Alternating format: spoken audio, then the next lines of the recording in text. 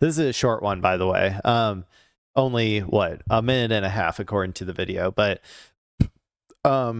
let's go ahead and watch this. This is something that I'm kind of curious about because I'm not a big soccer fan. I'm not a sports guy. I talk about it a lot. It's not really my thing. Okay. But I know that we're having the World Cup here in America, and I think in Mexico and Canada, maybe, I can't remember. I think in Mexico at least. And a part of that is obviously like soccer, football, as they say, has a very large international fan base, right? And there's a lot of people from all over the world who like to go watch the World Cup, right? But also at the same time, you have like a straight up like fascist in charge of the United States who is like threatening like every immigrant that comes into the country, like with deporting them to like a slave labor camp in El Salvador where they get like sexually assaulted and shit, like and tortured, right? This is what they're threatening people with if they have like, I don't know, like a JD Vance meme on their phone or something, right? So there's this really weird juxtaposition of like Trump wants so many people, like he wants this event to be a success because he doesn't want to be viewed as like, having a failure or whatever, like having a complete and total failure of an event. In some ways he's very much like I don't know, it's about his ego, I guess, right?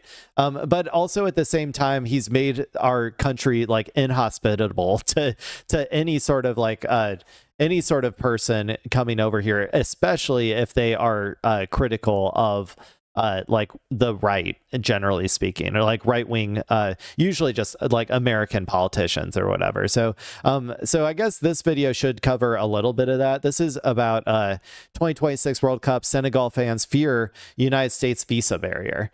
So let's go ahead and watch this. Maybe it's harder to get a visa now. I would probably expect so, given how, like I said, how antagonistic we are currently to any sort of immigrants. 12 Gondé are still hoping for a Hail Mary.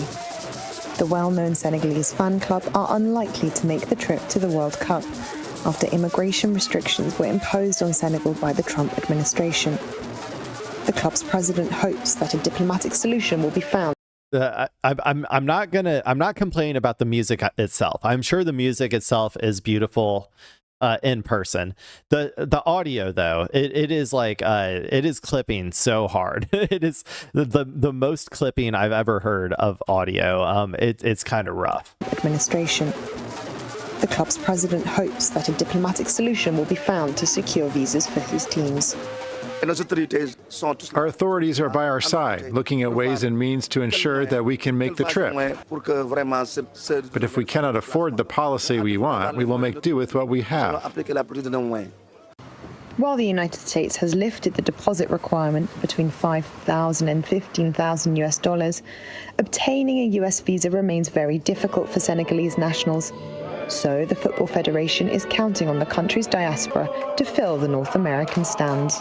It's true that it's a shame. So do you have to, I didn't know you had to pay that much for a visa. That's insane. 5 to 15,000. That's crazy, dude.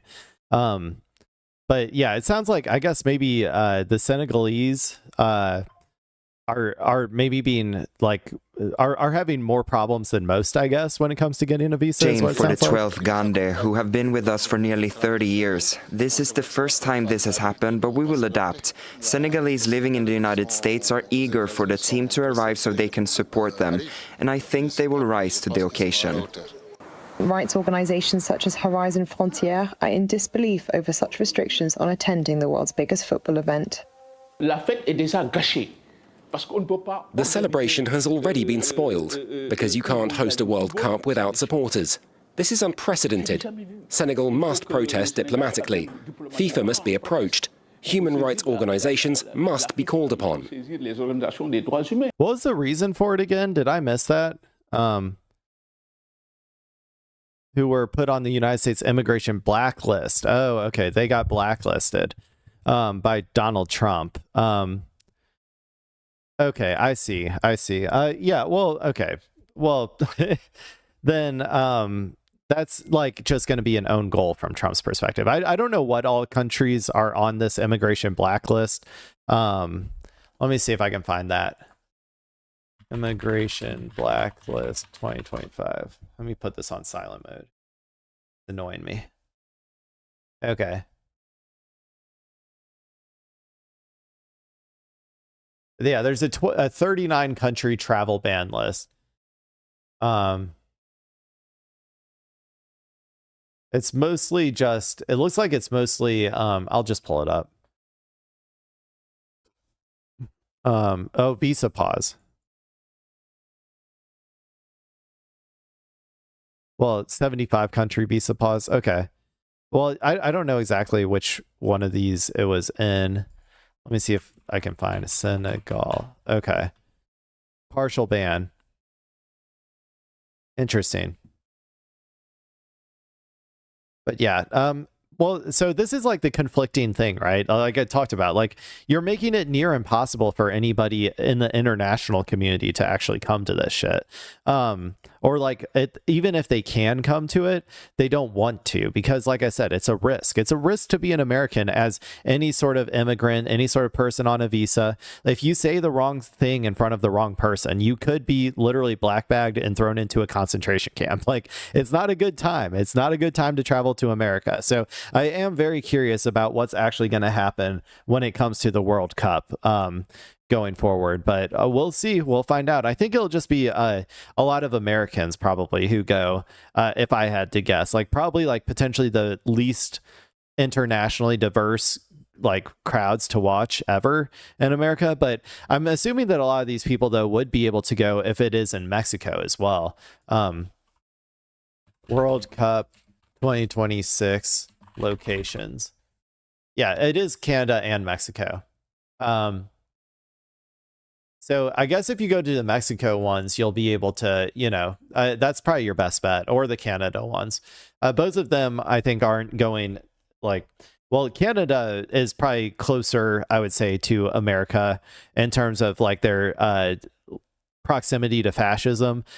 Mexico is with Scheinbaum and stuff is like kind of crushing it right now. So I think that you would probably be safer going to Mexico if I had to guess. But you're probably safe, honestly, if you go to either of those countries. Just, I would say you're not that safe going to the US.